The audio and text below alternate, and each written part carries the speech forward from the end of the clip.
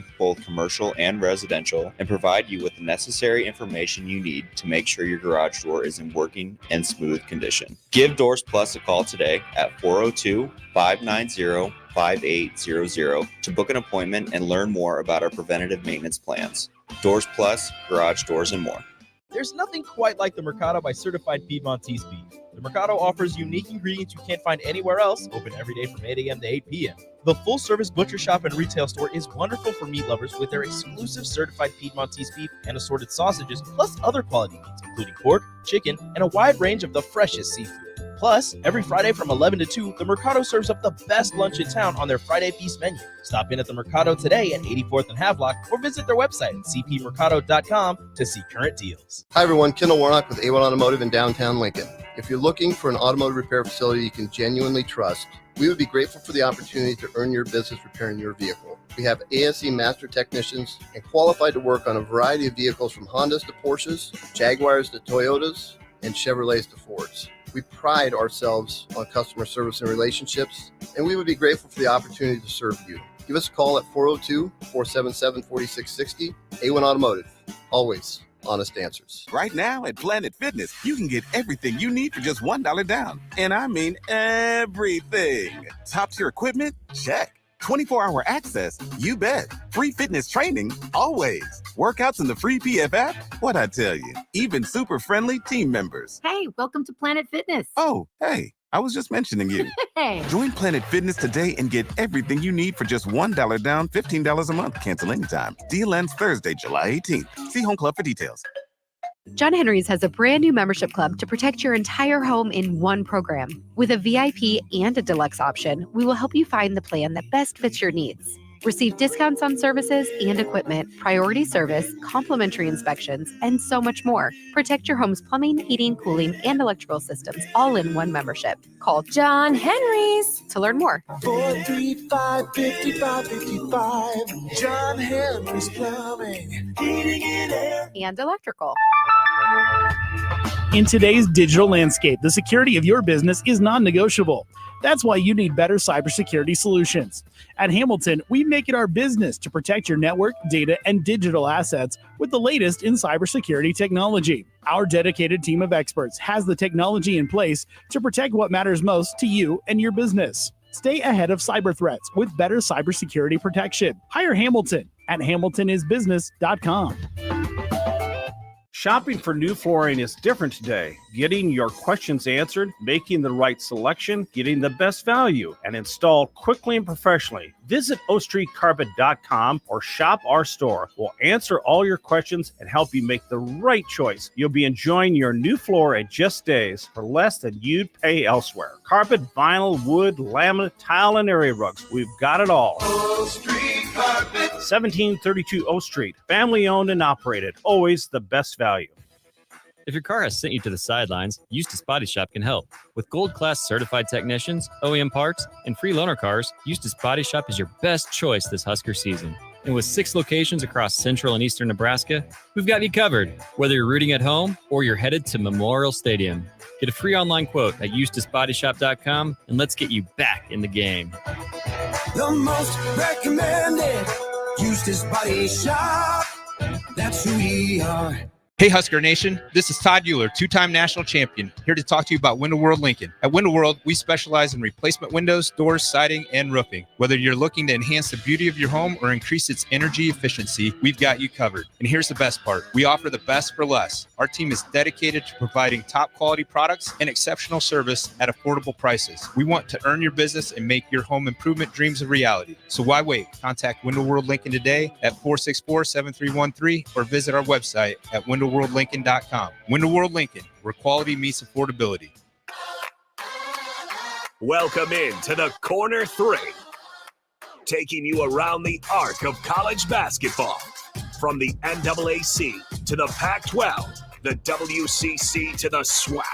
We cover it all now on 93.7 The Ticket. Here is your host, Austin Oerman.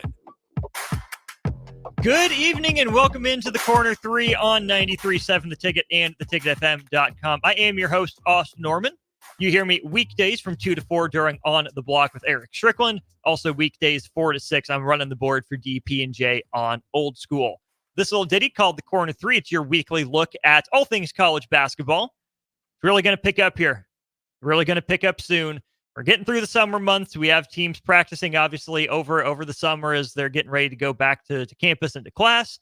But we've been talking basketball all summer long. If you have any thoughts, let me know. I'd love to hear them. 402-464-5685. That is the Starter Heyman Jewelers live text line. Starter Heyman Jewelers also sponsors the live video streams. That's where we're at on Facebook, YouTube, and Twitter. That's where we'll be moving at 6:30. That 6:30 segment, the second half of the show, will be stream only. My beloved Kansas City Royals are in action. I-70 series against the St. Louis Cardinals. Royals took them both before the All-Star break in the Lou. 2 games tonight and tomorrow at the K. So Corner 3 on the radio for the next 22 minutes or so, give or take. And then we'll be stream only Facebook, YouTube, Twitter, or Allo Channel 961 if you're an Allo Cable subscriber. The other easy way to catch the show, download the app. It's free. You can find all the podcasts, catch up on everything you missed there. Just search 93.7 The Ticket in your app store. Give it a download. Find all your favorite ticket content. And I sure hope that the Corner 3 is included in that. I mentioned that it's summer. We're getting through it. And I think this is as good a time as any to really start diving into some conference previews. We're going to start with the Big Ten. I think that only makes sense. Start close to home. We'll branch out a little bit. If you're a fan of a different basketball team in a different league, let me know if you want that conference previewed next. Right now, I've got it set up to go Big Ten this week, Big East next week, Big 12, ACC, then SEC. If you want a different order, let me know. I am certainly open to suggestions. I was always going to start with the Big Ten, but I am not beholden to any particular order. So if there's a team or a player that you're interested in, let me know, and we can preview them in the coming weeks here as we count down to early October and late October when games will really get going. Here's kind of the format of this conference overview that we're going to do. This first segment, we're diving into players and categories like Player of the Year candidates. I'll give you some of the names to know. 3 impactful transfers in and 3 impactful transfers out of the Big Ten. 3 impactful freshmen. This list might get a little long in terms of the freshmen specifically. I'll give you 3 key returners and then 3 X factors for their teams here in the 2024-25 season. Coming up this segment on the Corner 3. And then second segment, again, we'll dive into the teams. So let's just jump it off with players here. Big Ten Player of the Year candidates. Not maybe as much upper tier star power as years past. Zach Edey, Player of the Year, there's not one of him. Terrence Shannon Jr., not one of him. AJ Storr, out of the conference, and we'll touch on him again here in just a little while. There's no one as uniquely dominant in the conference as Luka Garza. There are plenty of guys waiting for their moment to step up and pull a Terrence Shannon Jr. at Illinois, who I think would have been the Big Ten Player of the Year in pretty much any normal year, but it was almost impossible to deny Zach Edey and what he did for the Boilermakers. So it's an interesting kind of hodgepodge list. 2 guys that come to mind for me first, Omar Ballo at Indiana and Michi Johnson at Ohio State. Omar Ballo began his career at Arizona. And of course, Arizona has been noted for some absolutely spectacular flameouts in March Madness, the NCAA tournament. Omar Ballo, 7 foot, 260 pound young man from Mali, 2-time All Pac-12 and Pac-12 tourney, Pac-12 All Defense player, 2022-23 Pac-12 Most Improved player. Spent the first 2 years of his career at Gonzaga, transferred to Arizona for the last 3 years. For his career, he averages about 9.5 points, 6.5 rebounds per game. Last year, his best year, 13 points and 10 rebounds per game. Also averaged about an assist per game. Shot 66% from the floor. The case for Omar Ballo as Big Ten Player of the Year is traditional throwback big men. He's not Edey in that he's that physically dominant. He's not quite that tall, but Omar Ballo is rocked up. He's not skinny. I compare him almost to Kofi Coburn with maybe a little bit more athleticism. And he has high major experience, being coached by Mark Few at Gonzaga, being coached by Tommy Lloyd at Arizona, and now coming to Indiana. He's your traditional Big Ten big man that I think is going to put up some numbers for Indiana. And Indiana's a really fascinating team. But Omar Ballo is kind of the throwback option. A dark horse option for me, Michi Johnson, really burst on the scene last year for South Carolina. But if you didn't know, Michi Johnson actually began his career at Ohio State. He was with the Buckeyes in the 2020-2021 season, and then again in 21-22, played the last 2 years at South Carolina. And that's where he really exploded. At Ohio State, he really only played as a redshirt freshman, played 26 games, started 5 of them, averaged 17 minutes per game, shot 31% overall, 28% from 2, 32% from 3, only averaged 4 points, about a rebound and a half, and an assist per game. And then he started taking off at South Carolina.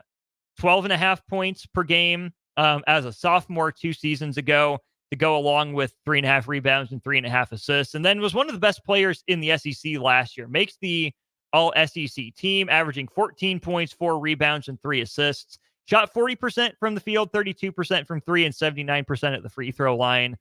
He's a lead guard. He can run some point, but really he's looking to get buckets. That was a hard-nosed South Carolina team under Lamont Paris that ran into a tough matchup in Oregon in the NCAA tournament. Michi Johnson is a stud, and I think he's going to come back to the Big Ten older, wiser, stronger. The SEC is definitely a more athletic basketball conference than the Big Ten. I don't think he's going to have any issues getting shots up, getting shots off in the Big Ten. So I think it'd be a really cool kind of homecoming story, a conference homecoming story for Michi Johnson. He's going to be really good. And Ohio State is a team I think is flying a little bit under the radar, and we'll get to them again in the second segment. The third player that I'm going to throw in as a player of the year candidate is not one of the Michigan transfers. It's not one of the UCLA transfers. It's, maybe Peyton Sandfort down the line for Iowa, but it would take an absolutely incredible jump from him. I'm going to go with Bryce Williams as in the running for Big Ten Player of the Year. If you caught On the Block earlier today, you heard Strick and I talking about the biggest question for Nebraska men's basketball being the outside shooting, and that eventually morphed into a conversation about Bryce Williams. Last year, Bryce averaged 13.5 points, 5.5 rebounds, 2.5 assists per game, shot 44% overall, including 38.8% from 3 and a cool 84% at the free throw line. Player efficiency rating of 19 was really good. The reason that Bryce Williams is in here as a potential Big Ten Player of the Year candidate is that the hope is that there's a Terrence Shannon Jr.-esque breakout in Bryce Williams. Terrence Shannon Jr. may be a little bit more explosive athletically, but he did everything for Illinois last year, a little bit of everything. And that's what Bryce Williams did for Nebraska. He got buckets when he needed to. He passed and set other guys up when he needed to. He rebounded. And I think he's a capable defender. How consistently can and will he show it? Putting Bryce Williams in this conversation is a bet on him taking a leap.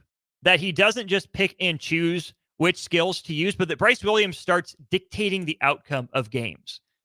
The talent is there. The versatility is there. And I'm not going to say Bryce is mentally soft or not mentally tough, right? I think very clearly he is. But I want to see him go unconscious, right? To know what his role is and to grow into the confidence of, I am the best player on this team. I am a team player, but this is my team. In the biggest moments, the ball is in my hands to make the right play. And on the biggest possessions, I am taking ownership of the situation defensively. I am locking guys down. I am not getting blown by. I'm not just saying, hey, Braxton, Mia, clean up behind me, but I'm working to be an all caliber or an all Big Ten caliber defender. That's the case for Bryce Williams. I don't think it's a likely case by any means, but I really truly believe that Bryce Williams can be the Big Ten Player of the Year. We'll have to see if it happens. Let's move to key returners, right? Bryce Williams is in the key returners for me. Getting him back, I think, was huge for Nebraska. It's a guy with an NBA skill set that does so much. And I think in a simplified role for him, I think he can, help key Nebraska if he's clicking on all cylinders from day one. Here's a couple other interesting returners. First off, Mackenzie Mbako from Indiana. If you missed the Mackenzie Mbako, I don't want to say saga. That probably blows it out of proportion. Was committed to Duke at one point, and then Duke had more players return than they anticipated. So Mackenzie Mbako decommits. I think it was the Kyle Filipowski decision to return to school that really pushed him over the edge of decommitting. Flirts with Kansas before ultimately ending up at Indiana. Up and down freshman year for him. Played in all 33 games, started all of them, shot 40% overall, 45% from 2, 33% from 3, and 82% at the free throw line, averaging 12 points, 4 rebounds, and 1.3 assists. Mackenzie Mbako was thought to be a one and done before the year. I don't think he ever looked that comfortable with what Mike Woodson was running at Indiana, and I think a second year will be big for him. I think he can be a 3-and-D wing for that team, and I think he can take over in some big moments, but I don't know if it's going to be his team with the transfers that Indiana brought over. I think Mackenzie Mbako is a fantastic player. I'm curious to see if he, I don't say hijacks the offense, but if he thinks, hey, this is my team, this is my moment, I'm going in, or if he says, nope, I'm going to lean into my role as a 3-and-D wing that can do a little bit of playmaking, because that's the easiest way for me to carve out a long NBA career. Mackenzie Mbako is a fascinating player for me, and I think he's the swing guy in determining how Indiana's season goes. Again, we'll get to Indiana a little bit more here in a little bit. And a really important returner under the radar, Ace Baldwin Jr. Ace Baldwin Jr. is a stud, and I am so glad that he followed Mike Rhodes to the Big Ten.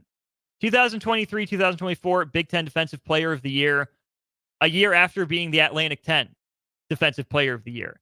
A10 All Defense, A10 All Freshman, A10 Player of the Year. Ace Baldwin was an All Big Ten honoree last year as well. Averaged 14 points and 6 assists for a Penn State team that I wouldn't qualify as good, but was pesky, was annoying. Penn State's got a lot of questions in front of it, but Ace Baldwin isn't one of them. 40% overall shooter, 33% from 3. He's never been a great shooter from distance, but 83% at the free throw line leads you to believe that that could tick up at least a little bit in year 2 in Happy Valley. He's got that COVID year of eligibility, and I really think he can set the table offensively and defensively. DeMarco Dunn, as a transfer from North Carolina, what does he bring to the table? Nick Kern was an interesting piece for them at 6'6". Does he step up in year 2 after transferring from VCU as well? Puff Johnson will play a role coming from North Carolina as well. Don't forget Eli Rice transfers from Nebraska to Penn State. But the head of that snake is going to be Ace Baldwin. He knows what Mike Rhodes wants as head coach. He's tough to stop. He's a little bit of a bowling ball, too, at 6'1" and about 200 pounds. He's a load to handle. 2.5 level scorer, I'll give to him. I'm a big Ace Baldwin fan, and I think that if Penn State's going to take a jump up from the bottom of the conference to the middle, Ace Baldwin Jr. is going to be a significant piece of that. So those are my 3 key returners. Let's get to the X factors here. Some make or break players for their teams. Frankie Fiddler at Michigan State is one of these players. Frankie Fiddler as an upperclassman now, as a bucket getter. I don't think he's going to be Dalton Connect for Michigan State, but I think that's the hope for him in East Lansing. Can he be a go-to play finisher offensively? Can his 3-point numbers continue to rise, especially as he's getting easier looks? Michigan State has unproven guards, which is kind of weird for them. We've gotten so used to Tyson Walker and AJ Hoggard being there, for the last few years. They're both out. You also don't know what Michigan State's going to do at center. It was unsettled last year, and they haven't moved a lot closer to getting a long-term answer at that position. So I think Frankie Fiddler is an important stabilizing factor for Michigan State. How often do they get him the ball? Where do they get him the ball? How much is asked of him in year 1 transferring from the University of Omaha up to Michigan State? I don't think Michigan State's had a player like Frankie Fiddler in a while. If he's able to make the jump to higher level D1 basketball and be a go-to guy for Michigan State, That'll give the guards time to figure it out and the centers time to come along as well. If Frankie Fiddler's a role guy, I think Michigan State's struggling. Kylan Boswell, another X factor for me. Up and down tenure for him at Arizona. Arizona was barely better with him on the court than off the court last year. He was at Arizona as a freshman and sophomore the last 2 years. His numbers rose and dipped, right? Turned the ball over twice as often, made up for it twice as many steals, scored more points per game. 3-point shooting ticked down a little bit. Free throw shooting was the same. He took a lot more shots overall. It went from shooting 52 or 54% as a freshman to 42% with a little bit higher volume. But there was a little bit of a weird fit with Kylan Boswell and Caleb Love sharing the same backcourt. And I think Kylan Boswell is a swing guy for Illinois. Illinois is the ultimate boom or bust team for me in the Big Ten this year with what they did in the transfer portal. And that brings me to the last X factor that I have on the player segment, Sky Clark. This is a guy that's really bounced around. He was at Illinois in 2023. He transferred to Louisville for the 2024 season, or 23-24 season, and now he's out at UCLA. He was supposed to be the guy at Illinois and one of the guys, if not the dude, at Louisville. He doesn't have to be. He's not going to be at UCLA, and he's going back home. He averaged 13 points, 3 rebounds, 3 assists for Louisville last year, shot 41% overall, 35% from 3, 78% at the free throw line.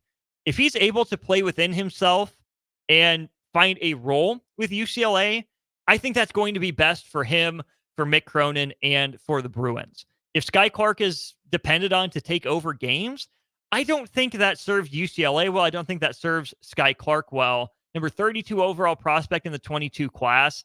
Feels like his career hasn't taken off and there should be more in the tank for him. That's why, to me, he's a huge X factor, probably off the bench for UCLA.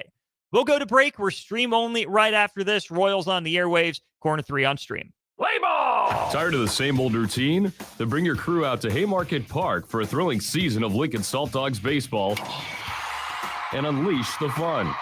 Enjoy action-packed home games all week long from May through August. It's the perfect change-up to the typical family night or makes for a home run outing with friends and coworkers. Experience the magic and get in on the excitement. Visit saltdogs.com to secure your tickets now. Unleash the fun.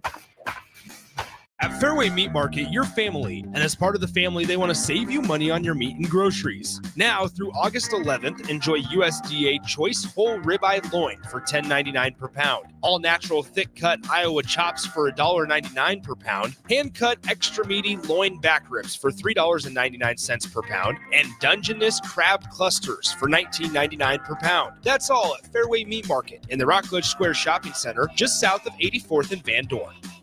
John Henry's has a brand new membership club to protect your entire home in one program. With a VIP and a deluxe option, we will help you find the plan that best fits your needs. Receive discounts on services and equipment, priority service, complimentary inspections, and so much more. Protect your home's plumbing, heating, cooling, and electrical systems all in one membership. Call John Henry's to learn more. 435-5555. John Henry's Plumbing, Heating and Air. And electrical. Hi, everyone. Kendall Warnock with A1 Automotive in downtown Lincoln.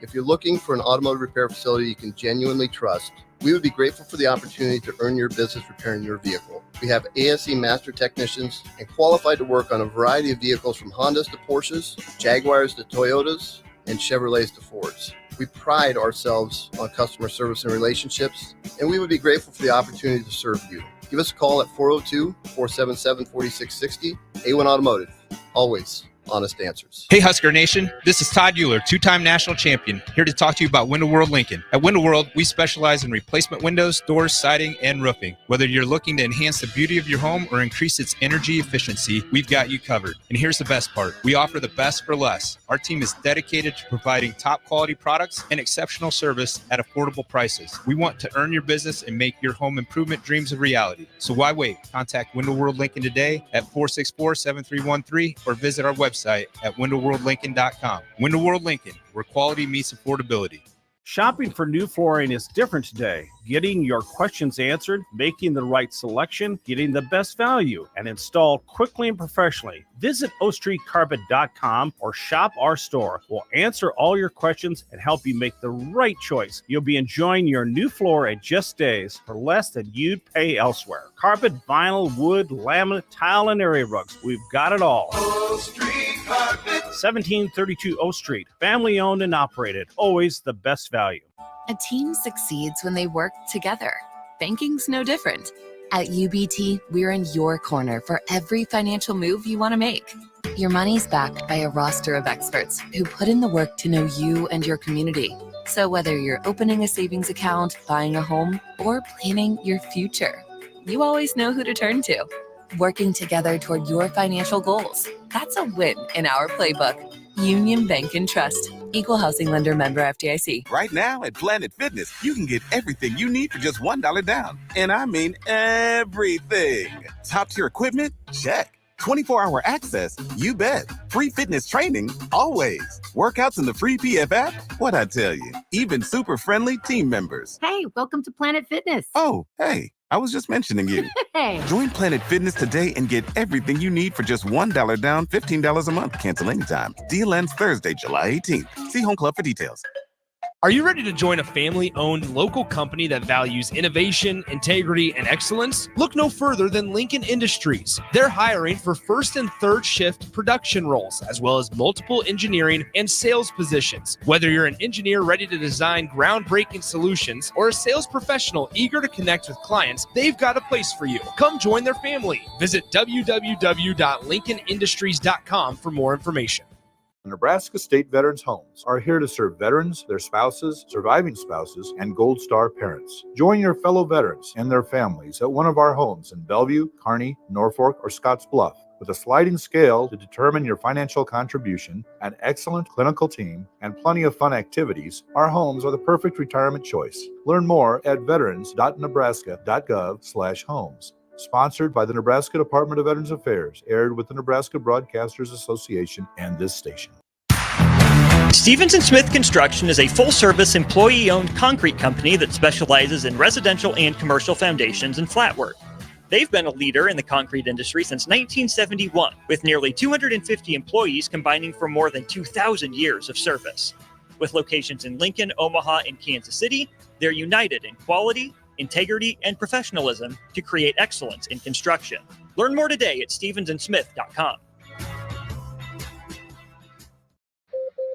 Announcing Acres' end of summer sales event. Acres has dropped its prices on select late model John Deere tractors, combines, and corn heads. Act now and upgrade your equipment before harvest season. Trade in your old equipment today and get unbelievable discounts that could save you over $100,000. With great financing options and our A-plus support, there's no better time to buy. Visit your local Acres store or see the huge savings at acres.com. That's AKRS.com to see the best prices in the nation. Ticket. Back to the Corner 3 on 93.7 The Ticket. Here is your host, Austin Oerman. I am Austin Oerman. This is the Corner 3 on 93.7 The Ticket and theticketfm.com. If you're hearing me, you're either watching on stream or you've downloaded our free app. If you're enjoying the show, please don't hesitate to share it, either the show itself on social media or let people know to download the app, right? It's quick, it's easy, it's free, and sometimes when we're out and about at events, you show us you have the app downloaded. Guess what? You'll get free stuff. It's that simple. Bonus for you. Helps us out a ton. You can also follow me on Twitter at Austin_Oerman if you want to agree with any of my takes or most likely disagree with them. Come one, come all, hit me with it. I'm a grown-up. I can take it. Royals Cardinals on the air. Thanks again for finding the Corner 3 here on stream, where we're diving into college basketball, our Big Ten Conference preview. A couple other important notes here on the players before we move into teams. Let's get into the impactful transfers in. We'll make this quick since I promised people we'd get to the teams here in this segment. First impactful transfer that I think is going to be huge for Indiana is going to be Miles Rice. Miles Rice is a stud. He was the story of Washington State, probably the Pac-12 last year. Miles Rice had an incredible story that there's not enough time to tell right now. He was the Pac-12 Rookie of the Year this last year after sitting out his first year. Yeah, he redshirted his first year at Washington State, was injured. Had I think he was on the cancer. It's an incredible story. Go look it up. Pac-12 all freshman team, rookie of the year, all Pac-12 player, 14.8 points, 3 rebounds, 4 assists per game, shot 44% overall. 3-point shooting wasn't great, only 28%, pretty bad, in fact, but he took a lot of tough looks and took a lot of them. I mean, he averaged about 4 attempts per game from 3, only made an average of 1 of them. But again, 81% of the free throw line tells you there's a good shooter in there somewhere. He's going to have a lot of juice in the pick and roll. You pair him with Omar Ballo, a couple of Pac-12 transfers in the pick and roll. You add Kanan Carlisle, Stanford transfer into that mix. Indiana had a good class. I think Miles Rice is probably the most important guy. If his shooting is able to trend up, if he's able to limit the turnovers a little bit better than he did last year, he averaged about 2.5 turnovers and 2.5 personal fouls per game last year. That's not going to fly. I think Indiana's really going to need him to run a lot of point, handle the ball. So they're not relying on Gabe Cupps and even a Trey Galloway nearly as much this coming year. These next couple might be cop-outs. I have 2 guys listed in one spot. I have Vlad Golden and Danny Wolf for Michigan. 2 very different players. Vlad Golden is a transfer from Florida Atlantic. He was on that team that made the run to the Final Four, just a possession or 2 away from going to the national championship game just a couple of years ago. Vlad Golden was in the middle of it all, probably the most unsung of that starting group. He follows Dusty May from Boca Raton up to Ann Arbor. He's huge, 7'1", 260, traditional Big Ten big man. And then you add Danny Wolf to the mix.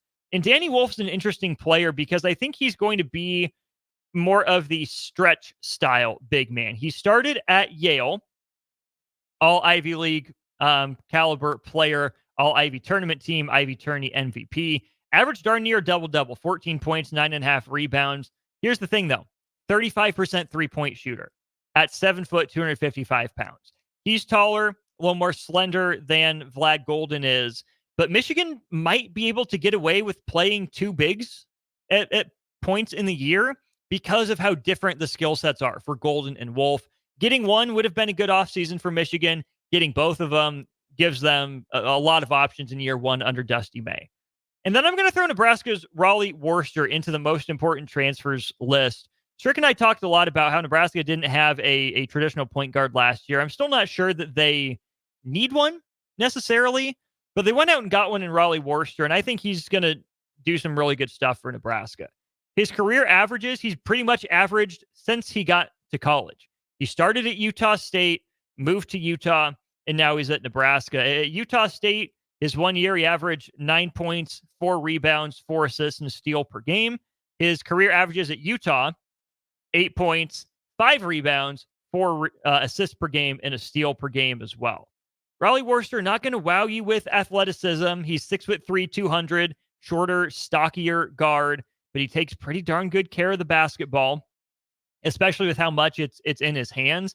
About a 2.5 to 1 assist to turnover ratio, which isn't the best mark ever, but it's good enough for the guy that's handling the ball that much. He's efficient from 2. He's crafty. He's sneaky. Not a great shooter. And Strick and I talked about that during On the Block today as well.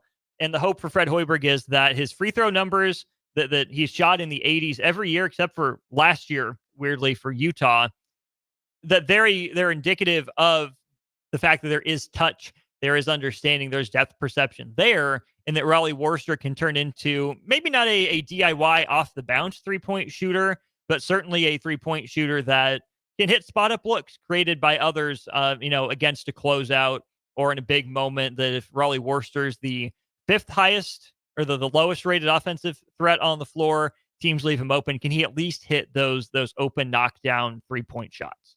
Those are the transfers in. Transfers out.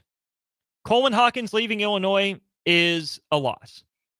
Not the biggest Coleman Hawkins guy. Bigger fan of his game in theory than in practice. But Illinois has got to replace like 6 of the top 8 guys in their rotation. Hawkins put his name in the NBA draft, left open the option to return to Champaign, ultimately ends up in the Little Apple. He's playing for Jerome Tang at Kansas State. Terrence Shannon Jr., was the most important player, or the best player on that team. Marcus Damask was probably the most important. But Coleman Hawkins was the matchup nightmare, right? Stretch 5, guy that could slide down to the 4 in some lineups, could handle a little bit, could definitely run, was athletic, brought an edge, brought an attitude to Illinois. Enough of a deterrent at the rim when he was in there, but he was on the perimeter guarding quite a bit. That's a big loss for Illinois. I think Coleman Hawkins would have been the go-to guy for them had he stayed. AJ Storr and Chucky Hepburn is kind of the inverse of Michigan, right? I lauded the Wolverines for bringing in 2 big men transfers. Well, I'm going to ding Wisconsin for losing 2 guards. AJ Storr to Kansas and then Chucky Hepburn to Louisville. Those 2 guys were the best thing that Wisconsin had going for them last year. I know they played through Wall and Crowell a lot. Never really been big believers in those guys.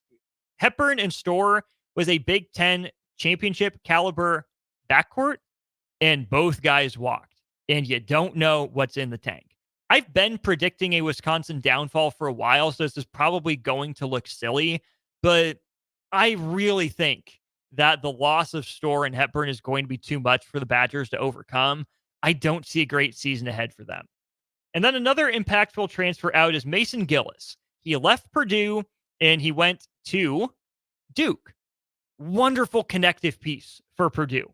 Was never asked to do too much in his time at West Lafayette. The reason that I think this is a loss for Purdue is because they went the Dabo Swinney approach in the transfer portal. Didn't bring anyone. They're basically running it back, but they're down Zach Edey and Mason Gillis. Big Ten 6th man of the year last year, 132 career games at Purdue. Only averaged 6 points, 4 rebounds, and assists and a half per game. Before his career, he shot 41% from 3, including 47% last year, 83% career free throw shooter, 86% last year.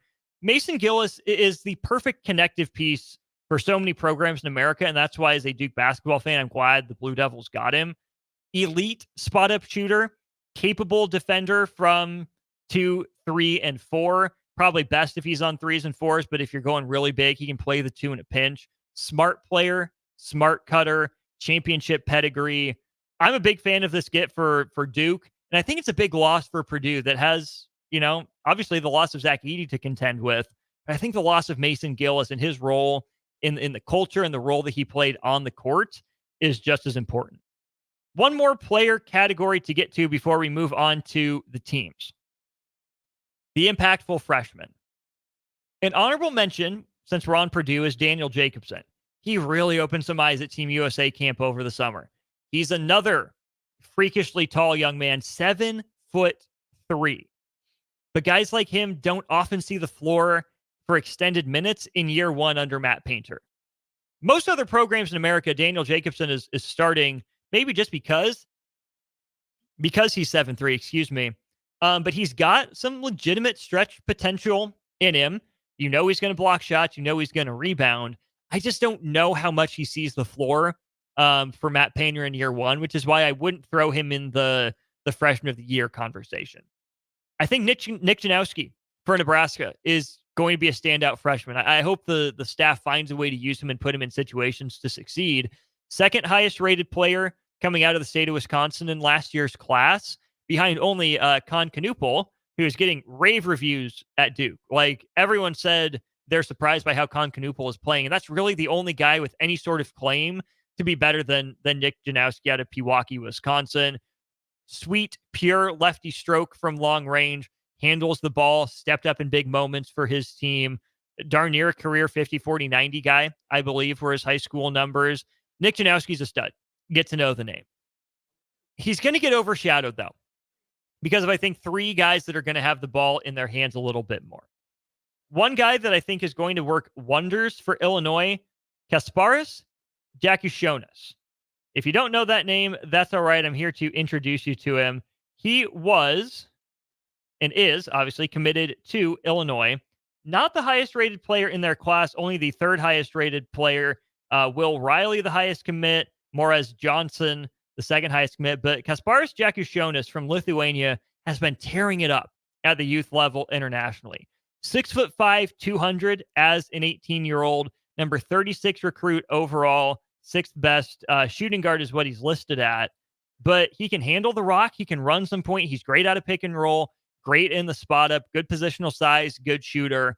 He's a huge X factor. If he's the Big Ten freshman of the year, either things have gone completely off the rails for Illinois and he's the only, capable, competent player consistently, or he stepped into the role that Terrence Shannon Jr. vacated. I think he's in between what Domask brought and what Shannon brought.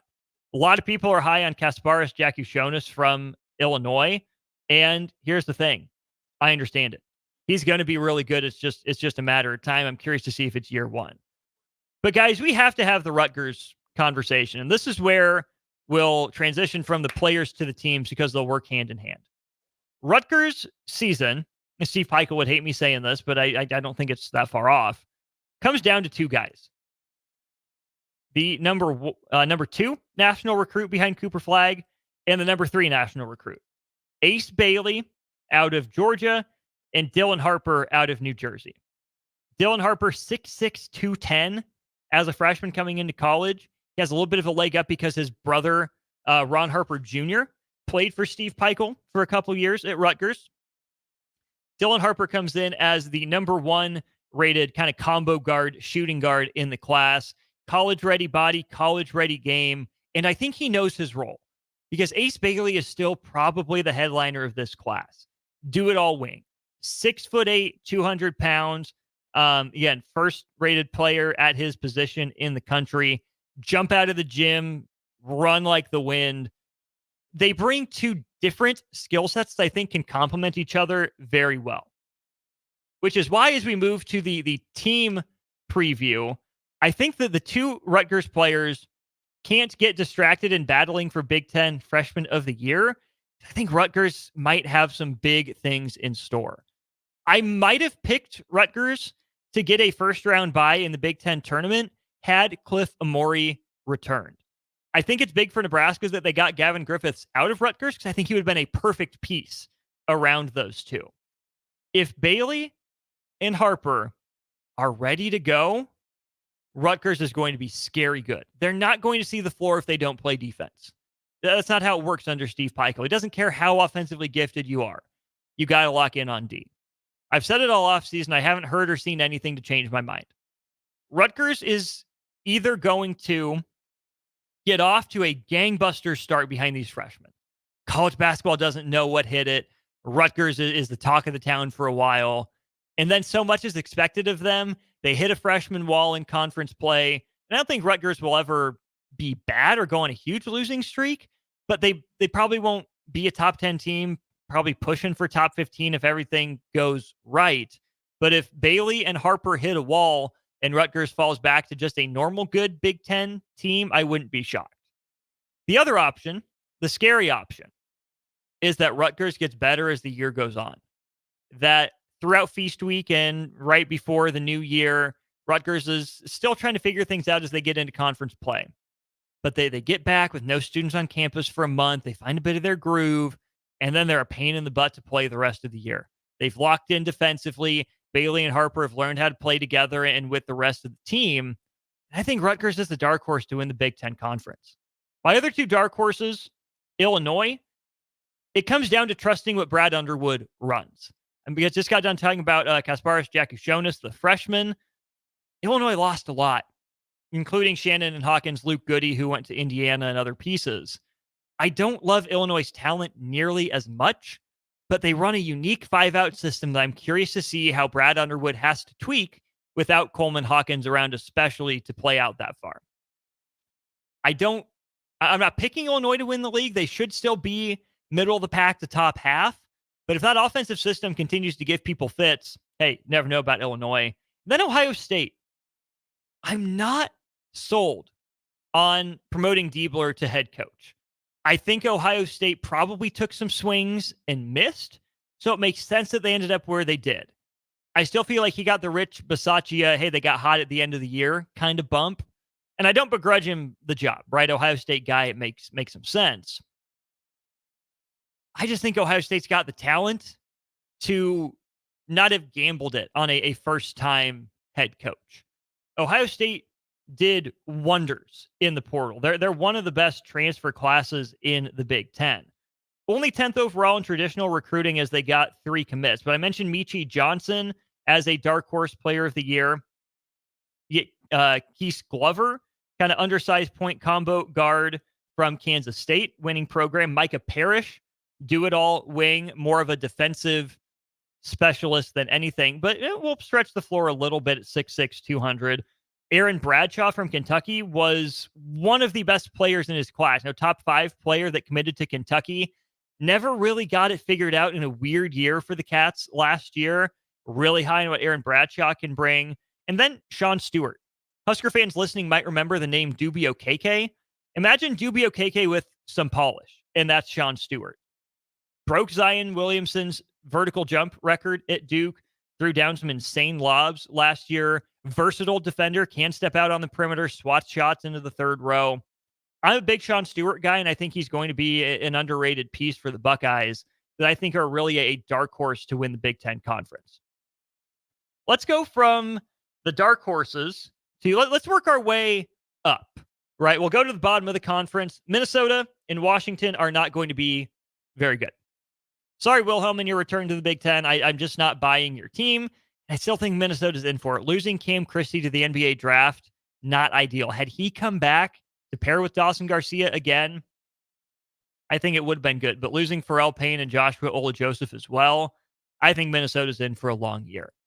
Teams trending down. Wisconsin. Yikes. Yikes, yikes, yikes. Not a lot on that roster. If Wisconsin's in the middle of the pack, I'm impressed. They're not going to get off the same start they did last year where they were top 10 when Nebraska beat them. Wisconsin's going to fight to stay in the middle of the conference. I'm not sold on them. USC has been so up and down. A weird year last year with Isaiah Collier, Bronny James, and that whole crew, Kobe Johnson. Weird conglomeration of talent, weird transfer class in year one under Eric Musselman. I love the fact that they were able to lure him back home. I think he's a good coach. And I think he gets it up and rolling before too long. But for this year, I just don't know what to make of the players that USC brought in and how they're going to fit together. This feels just like throw something at a wall, see if it sticks, and hope it sticks. And then Northwestern. What a ride that this program has been on. And I don't want to sell Chris Collins and the job that he's done short. Making Northwestern as pesky and competitive as it's been for the last handful of years really is a testament to Chris Collins, right? They win a tournament game last year before ultimately getting blown out by UConn. No shame in that. Chris Collins has made the NCAA tournament 3 times in Evanston. And guess what? Those first 3 appearances in school history. Made it to the second round all 3 times as an 8 seed, a 7 seed, and a 9 seed. Not a lot on that roster with Chase Adige gone officially out the door. Brooks Barnheiser won't be able to do it all on his own. I'm just not sold on Northwestern this year. Probably scrappy, probably not horrendous, but they're not going to be good. I expect a step back for Northwestern for probably the next couple of years. Teams with questions. One of the most fascinating teams in the Big Ten to me is Iowa. I thought they were going to be worse than they were last year. I underrated them. Begrudging credit to Fran McCaffrey for pulling something solid out of that team. They got a lot of questions, though. Is the offense going to be that good? What does another year of Peyton Sandfort look like? He was a big decision for Iowa. Is he a true Big Ten game changer as the focal point? What does another year look like for freshman Owen Freeman?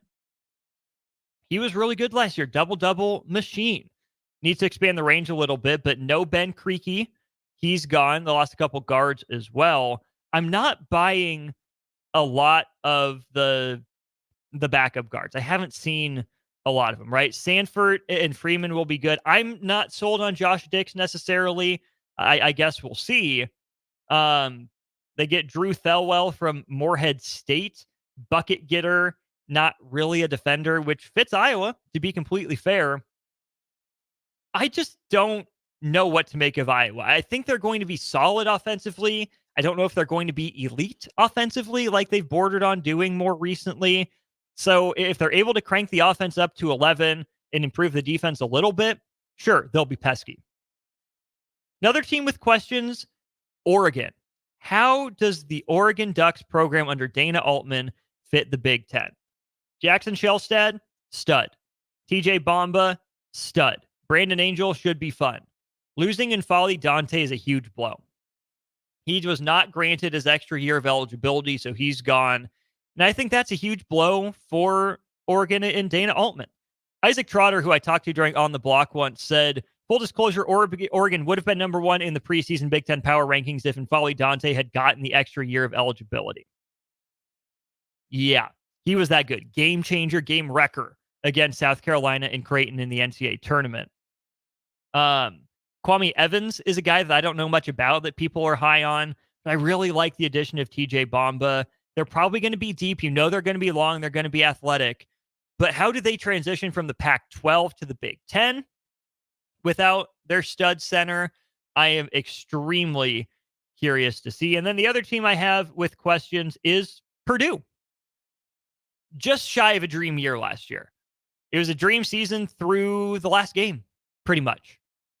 The way they fell short against UConn exposed a lot about the styles of play. You're down Edey. You're down Gillis.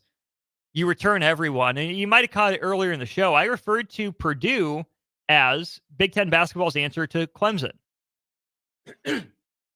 No transfers. Not a one for Purdue. Projected starting lineup, Braden Smith, Fletcher Lawyer, Miles Colvin, Cam Heide, and then Trey Kaufman-Wren. I don't know. Not bad. Pretty solid. Pretty good. But I can see the wheels falling off, right? If Braden Smith has to do that much more, I'm not sold on Fletcher Lawyer necessarily. Trey Kaufman-Wren, has he developed behind the scenes? Or is he what we saw as a freshman? You lose Cannon Catchings as well. He's playing some games in recruiting, and Matt Painter basically said, if he doesn't want to be here, we don't want him. So Cannon Catchings decommits from Purdue, and I think he could have been a huge difference maker on the wing. 3-level score and a little pop of athleticism. He's out the door. Caleb First is still there. I'm not sold on him off the bench necessarily either. So Purdue's in a really fascinating spot. I think Matt Painter is a top coach in the Big Ten. If he gets a top 4 finish out of this team, I will be pretty eternally impressed. That brings us to the 3 teams that I think are just going to be in the middle of the Big Ten. All have a path to climb up. All have a path to drop down. First of all, it's Nebraska. I think this is a middle-of-the-pack Big Ten team right now, and the swing skill is shooting. You can see Nebraska playing a lot of different lineups. There's a lot of guards there. And it's not just because Rink Mast is out that I have questions about the big men. Andrew Morgan will have to do it on a bigger stage. Can he translate from the summit? Braxton Mia is different than a player that Nebraska's had, under Fred Hoiberg and really for a long time. How do they loop him in? Griffith and Nasijan, how do they look? How much run do they get as intra-conference transfers? Is Raleigh Warster a stabilizing force, or do teams sag far enough off of him? Juwan Gary, can he stay healthy and lock in on defense for a full 31 games? Bryce Williams, same thing, not just on defense, but can he shoulder some weight offensively as the go-to scorer for 31 games? There's a lot of questions about Nebraska that I could see going either way. So until further notice, I've got Nebraska as a middle-of-the-pack Big Ten team. Same with Maryland, same with Michigan State. Maryland is solid 1 through 10. I don't know that there's a true difference maker. I think we know what Julian Reese is. Derek Queen is probably slightly better Derek Walker. But there's no Anthony Cowan Jr. type, no Kevin Herter on that roster. Maryland's going to be a bubble team. I just don't know how much better than that they're going to be this year. In Michigan State, I just have no idea. They're fine. How much do you trust Tom Izzo? That's really going to determine where you put Michigan State. Not sure that I love the guards, especially not after coming from Walker and Hogard, who I still don't think lived up to their promise. They were good, probably should have been better. And the center position is still completely unproven, just like last year. They didn't find an answer last year. They'll have to do it throughout camp this year, and I'm just not sure the answer's on the roster. Watch out for Cohen Carr, though. If you're at the Michigan State-Nebraska game, you saw basically LeBron James-sized dude jump higher than anyone I've ever seen in Pinnacle Bank Arena for an emphatic slam dunk. It was absolutely incredible. Michigan State, I think, is probably just very solidly in the middle. I don't see a whole lot of ceiling, and I trust Izzo to raise the floor.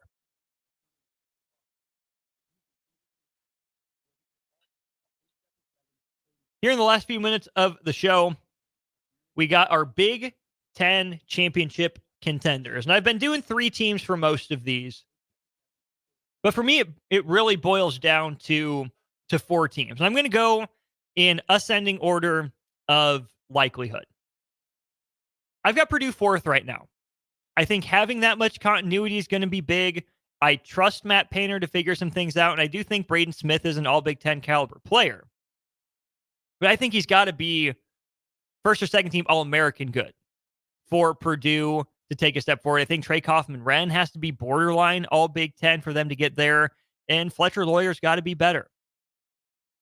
There's the institutional trust with Purdue. I've written them off before. I'm not going to do that again. I've got them 4th. Give me Indiana at 3rd. Maybe the most talented team with maybe the biggest questions of fit. Shooting for Indiana as well. Can Mbako maintain and tick up? Can Rice tick up? What is Carlisle as a shooter? Is Malik Reneau going to stretch the floor at all? How do he and Omar Ballo fit together? Trey Galloway, can he improve as a shooter? Gabe Cupps, what does he bring to the table from outside? Indiana's roster is so fascinating to me. But the question to me is, can they overcome Mike Woodson? And I don't mean that to denigrate the man. Longtime head coach, knows ball, knows more or has forgotten more ball than I'll ever know. But there's just been something. I don't know if there's a special water that Indiana coaches have to sip to accept the job in Bloomington. Indiana just hasn't been flashy or splashy. But they also haven't been good enough at the workmanlike details to rise above average or mediocre. This is a team that I think is top 4, top 5 talented in the Big Ten. I just don't love the Woodson system. I don't know how he's going to make Renew and Ballo fit together. I don't know which guard's going to have the ball in their hands the most. I know who I'd give it to. I just don't know if that's going to be the case. So putting Indiana in this conversation is a bet that talent is going to win out. And my guess is Indiana is going to be a little overranked for their actual talent level. I can see him being a second weekend team, probably just the first weekend team given coaching questions. Number 2 for me is going to be Michigan. What a rebuild that they went under Dusty May. One of, if not the best transfer classes in the Big Ten. Didn't do a lot in the high school ranks, but the transfer class was absolutely stacked. Mentioned Vlad Golden, mentioned Danny Wolf. You get Reuben Jones from North Texas. He's a guard that's going to know how to defend. Trey Donaldson from Auburn, boomer bust point guard player, smaller, but I like him a little bit better than I do Doug McDaniel. You had Sam Walters from Alabama, 6'10", stretch 4, that has some high-level postseason experience. And then Roddy Gale Jr. from the team down south, from Ohio State, transfers in to Michigan as well. Wolverines did work in the transfer portal. And of course, the question is, how does it all tie together in year 1 under Dusty May? Incredible work in the portal.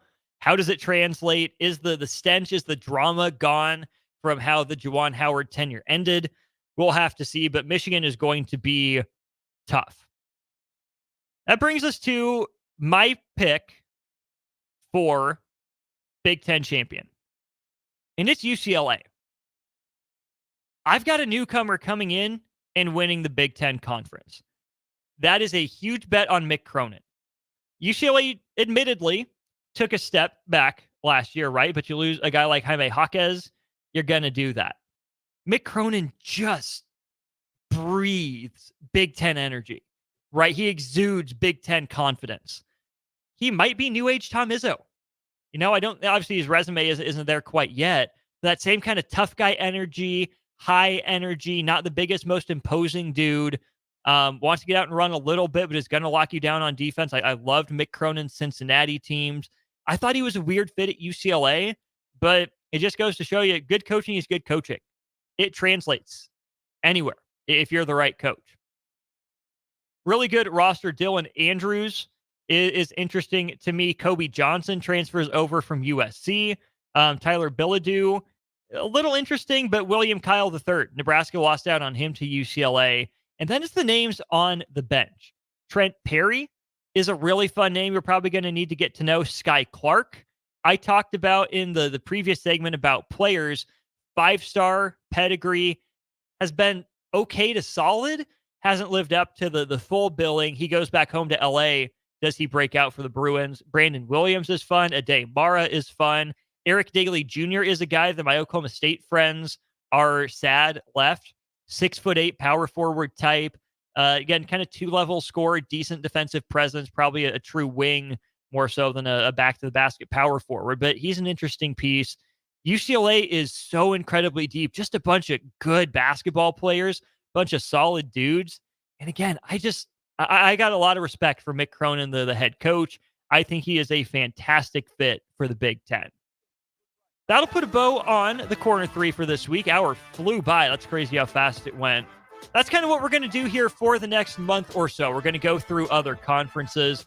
As of right now, the plan is to go to the Big East next, then to the Big 12, ACC, and finish with the SEC in just about a month here in the first week of September. If you want that to be different, let me know on the text line. Hit me up on Twitter at Austin_Oerman. It's been a good show. Thank you all for finding me here on stream, Facebook, YouTube, and Twitter. Drop a follow to me. Drop a follow, of course, to the station as well. Make sure you don't miss anything. It's been fun. It's been a great day here at 93.7 The Ticket, 1040 O Street. I'll talk to you again on Monday.